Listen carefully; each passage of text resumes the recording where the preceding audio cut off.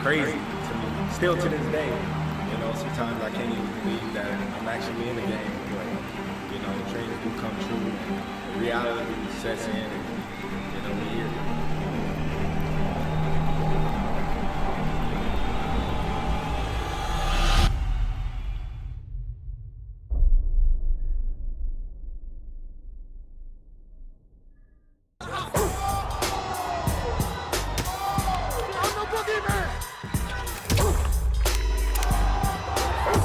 Respect isn't given, it's earned.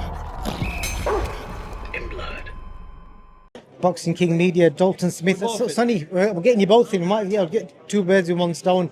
Nice to see you guys back together. We're just at a GBM press conference. A random fight got made on the card. Gradus Krabs and Scott Forrester. Sonny's like the pundit now, so I'll start with Sonny. Bit of a mad fight, a light heavyweight fight in a cruiserweight.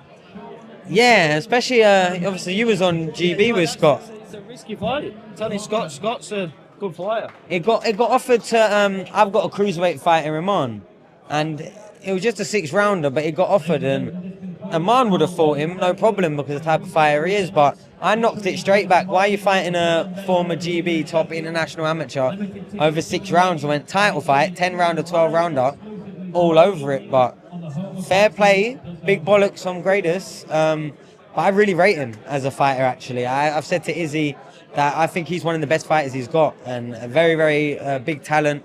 He can hit, he can box. He's had success with the IBA and stuff as well. But yeah, ballsy, I think, if nothing else. But you know, if you don't really know Scott, you're looking at that he's been, I think, beat and been knocked out in one of his fights. It might be easy to overlook him, but look, they've taken the fight, and I think that fight, you know, is going a bit under the radar. I think that's a good little scrap for what level it is perceived to be anyway. Definitely, it's a really, really good fight. Dalton, obviously you're here as well, supporting Harry Sakbar.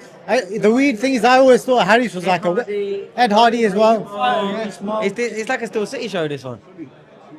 Yeah, no, we'll get it. Just Dalton, you're training with him every day, so give me a bit of an insight into how good Ed is and how good Harris is, because obviously Harris, we haven't seen a lot of him on in the pro game yet. Yeah, like you said, we've got more than a few on this card. I think we're forgetting someone, I think. No, there's Mikhail. Mikhail, that's what I was forgetting. Mikhail as well, yeah. So yeah, like you said, there's a good few fighters on, but I've known Harris from the amateur days. Now, me and Harris used to spar when we was like 12, 13 years old. And obviously he's come through the GB scene, and you know, he's a talent.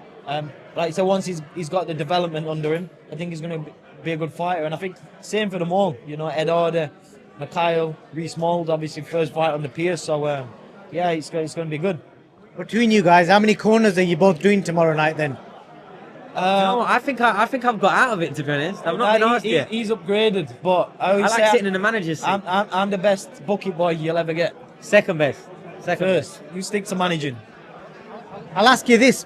You know, when you're in that corner, I always wonder, you know, when you're shouting instructions, bearing in mind everyone's listening to what you're saying, are you kind of like thinking about what you're saying, or do you just kind of come out of what comes to your mind? Because if you shout the wrong thing, or if you say something that don't make sense, it can be quite like embarrassing, I'm guessing, because everyone's ringside listening. I feel like the corner we have, obviously Sonny does my corners. You're bouncing off each other. You know what I mean? You know what each other's looking for. And it just works. You know, so we're confident to allow each other to say what they want to say. What about because your dad's really loud in the corner, he always gets told off, but I rate him for his instructions. But is it a case of if you spoke up, would your dad be like, Dalton, shut your mouth, or how does it work? Yeah, I mean, it depends. It can be sometimes. It can be sometimes, but other times not. Do you know what? When you've spent your whole life boxing and you're around people that obviously Grant's the head of the corner or Pierce's for his fighters, they know you're not there for your own personal gain. You're there to help support, and that's one thing that we've always been. I'll travel anywhere in the world to support Dalton. I don't need to benefit off it. I don't need to get anything from it. I will do it because he's asked me and because I love him as a brother. So if he thinks that me being in his corner can even give him a slight percent, another eye, look, we've shared trips around the world together. We've been in training camps together. I've worked his corner, he's worked mine. We know each other inside out, so it won't be about taking over the corner. But in that little bit of moment of silence in between the other instructions from the main corner or whatnot, or just as you're stepping up, looking out to your friend and having someone that you know that loves you, giving you a little bit of advice, and you trust their boxing knowledge, that gives you a boost. I don't know about everyone else, but for me, having Dalton in my corner telling me to switch on or telling me that I'm 1 round or 2 rounds away from being a world champion, it's like that reaffirmation, telling me I need to be doing more in some rounds. It's like he's been in the ring, he understands it, he knows me as well, so I can only imagine it's vice versa. It's the same. Obviously, we've got this fight scheduled next, world title. You know, Sonny rung me, congratulating. He's like, oh, if you need me in the corner, I'm like, Sonny, you always do my corner. You know, I don't see him every day, but I always have him in the corner. It's having someone you trust, and it's what works. So, yeah. You said a few days ago there still is no date, there's no confirmation. Any update? January 10th now, New York. New York, yeah, that's what we've heard. So It's like they're trying to get out the fight at this point. They keep changing the date, changing the country. I presume so. Obviously, originally it was either 29th of November, 6th of December in Puerto Rico. I was like, boom, ready, let's go. Then they've got like till next week to get contracts back. They've said it's January the 10th, New York, so wherever it is, it don't matter. Let me ask your feelings of this, and Sonny can probably chuck an input into this, because I saw all the experts on X were basically giving experts, so-called experts, they were hammering Eddie Hearn for not winning that purse bid, basically saying he's built you from scratch, obviously got you this far, and he's lost out in obviously the biggest promotional company in the world, global, etc., but they didn't win the purse bid. How does that make you feel, the fact that obviously it was only by a few $100,000, I think, but how does that make you feel? I mean, no difference to me. Obviously, it'd have been nice to win the purse bids, you know, have it in my hometown and stuff. But look, it's boxing. I'm a challenger. I've got the challenger's mentality. I know the ball's going to be in his court, and I'm just confident wherever it is. Don't matter if it's Puerto Rico or New York. I'm confident we'll go on then and take the title. And then I'm in the driving seat. I can demand stuff. I don't take it personal. I think I've been in 2 purse bids with Eddie, and they've both gone the other way. And but yeah, I don't take it personal. My career's planned out what it's meant to be. Like you said, I don't take it personally. It's what it is.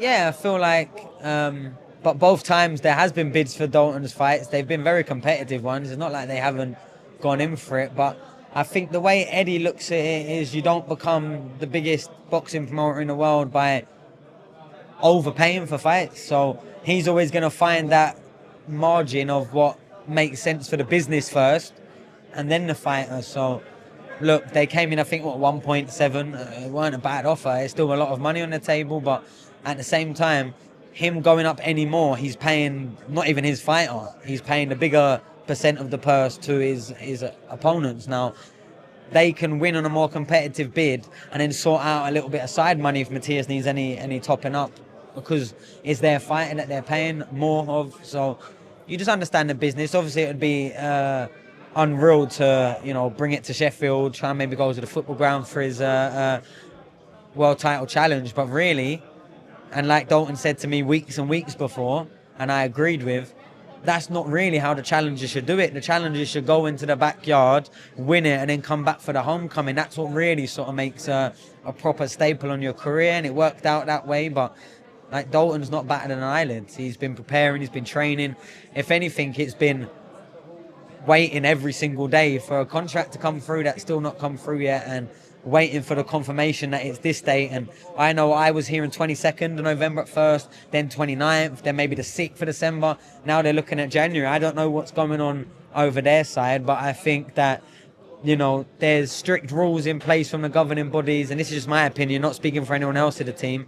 I think there's strict rules that are imposed by the governing bodies that if you win a purse bid, it's within 90 days, and they already look like to me that they're going to miss that, and there's still no guarantee of even the dates they're mentioning. So I don't know, to me it looks like they're trying to maybe not get out of the fight, but they're trying to do something. Otherwise it would have been done already by now. And Dalton's here waiting, pen in hand. He knows who he's fighting next, he knows roughly when it is, and he's just preparing his best. And I genuinely think that Britain's going to have another world champion. I genuinely, in my whole heart, believe that. Hopefully, you go and do what Kell Brook did all them years ago and come back and celebrate. Just a quick couple of questions for you. Share, Dalton, you go first. Share me your favorite personal interaction with Ricky Hatton. So my first interaction with Ricky was I mean, any personal that you always remember, best one, yeah. memory from him. Yeah, the best one that you always, you're not going to forget. So is what me and Ricky in person? Obviously, that is a couple. The first one was the first time I ever met him. We had Scott Jenkins fighting under his promotion, and I went to his gym, had a training session with him, and I was in awe then. I've always loved Ricky, and I always remember going to watch Ricky, and I had a video on my phone with his walkout. Obviously, you don't have to tell me what his walkouts were like, and I always remember I used to do my late night runs. I'd have my headphones in, and I'd have this video playing of his ring walk, and I'd be imaging like I want that to be me one day, and obviously I had the privilege to fight on his card in Manchester against Casey Benjamin. So yeah, Ricky's a legend, and it's still heartbreaking. You don't really want to believe it still happened, and I always said before, like, you hear some of the good fighters have passed away. Next day, you're on with your day, it's forgot about, but I haven't really felt that with Ricky. It's been quite upsetting. Sonny, any personal memory you want to share? Do you know what? Are you allowed to share? Yeah. Do you know what? I remember when I was I was living over in Marbella. Me and my brother was training over there. We was doing 2 or 3 sessions a day. Early morning run, about 8 o'clock, down the beach, come back, shower, go for breakfast. Ricky's there on his own. 9 o'clock in the morning, we're playing, right? I had a picture of him, we spoke to him, he's had the crack, and then we've gone. Then we've come back, 4 or 5 o'clock training session. Ricky still sat in the same spot. But this time he weren't on his own. There was about 10, 12 that's all joined him. It was like he was the party. Do you know what I mean? And came in for our food after that training session. And then later we was going for a little walk. I'm talking about 10, 11 o'clock at night. Came back as the bar was in the nighttime mood. Just popped our head in. Ricky still sat there. But this time, 50, 60, 70, it was like the whole bar. And in that one day, I got an insight on what made that man the most popular person that Britain boxing has probably ever had. And he had time and a conversation and a laugh and a crack with absolutely anybody and everybody. And the man could drink, because he still didn't seem like he was completely like, and he'd been there all day. But I can just remember thinking like, wow, like, everyone was in his group by the end of it. I'm talking, the bar was full, but it was like centered around him, and he made everyone feel like they was having the best time ever. I bet whoever was there in that time when he was over in Marbella would remember the exact times I'm talking about. And yeah, and then every time I ever met him, he was nothing but a gent. Always had a laugh. Always asked an opinion on something. It was good people, and there was no surprise that everyone's been heartfelt. Everyone. And do you know what, it's very, very sad, and I want to just take a little second to give my love, and I know the whole of Steel City's really feel it. R.I.P. Blobby, which the news I found out today, a big support of myself and Dalton and the rest of the lads. Literally one of the members of family from the Steel City gym. So yeah, man, it's been a hard few weeks really with the losses. That's why we've really got to stay grateful, enjoy our journey here, because we only really get one, and tomorrow's not promised for no one. So You said lovely words there. Last quick question for you. Sonny, towards the end of your career, I think you was kind of seen as like the villain that people liked. And I get the feeling Chris Eubank Jr. is turning into something like that, because the trends I saw online after that press conference last week, 80-90% are Team Eubank. It's a very small percentage that are like, I'm not saying what they're agreeing with what he said, but they're liking his character, the stuff he's coming out with. You guys as boxers in the actual circle, I know you're both matchroom fighters, so I don't know what kind of answer I'm going to get. So what do you guys think about it? Do you like his character, his persona? Are you Team Eubank or Team Ben? I've always liked Eubank. I think he's always played the villain, and I've always been a fan of Eubank. I feel from the ability he's had, and he's not had everything given to him. You can see he's worked hard throughout his career. He's been in some big fights, and I'm a fan of him. I am. I've always have been. I've always been Eubank over Ben. I'm talking when I was just coming up through boxing, and even though the fight happened way before my time, really, I was always Chris Eubank Senior. I was always Team Eubank, and I think the biggest part of this one is Conor Ben's failed drugs test.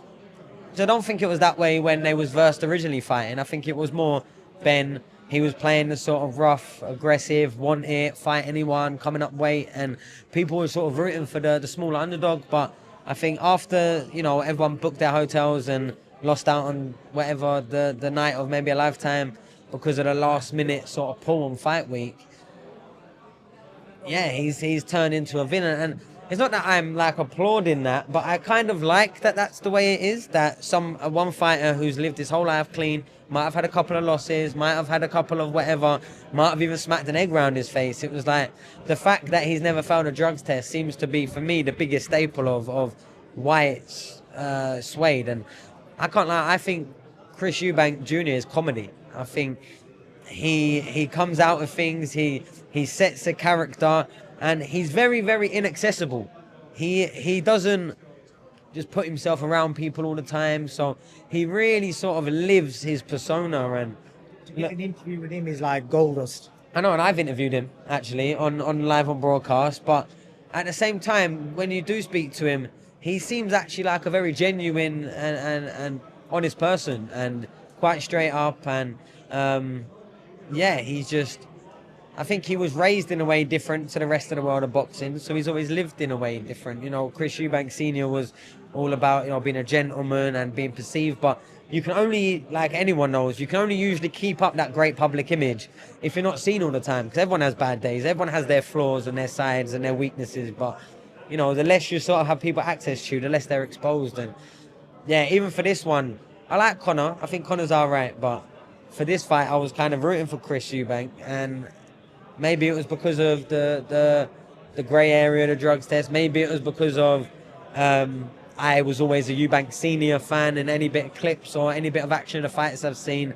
And yeah, I think the dad Senior has been literally one of my boxing idols. He was entertaining. He was entertainment. He was funny. He was charismatic. He was witty. He was intelligent, and he fought like an absolute savage that was willing to give his life in the ring. I think they both did, really. But yeah, I don't know.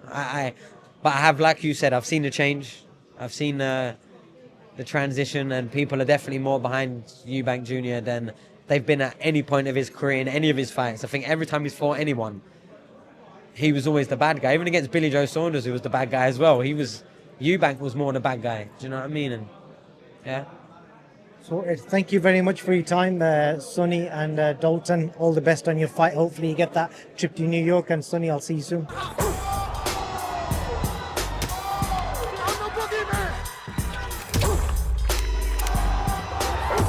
Respect is a given. It's earned.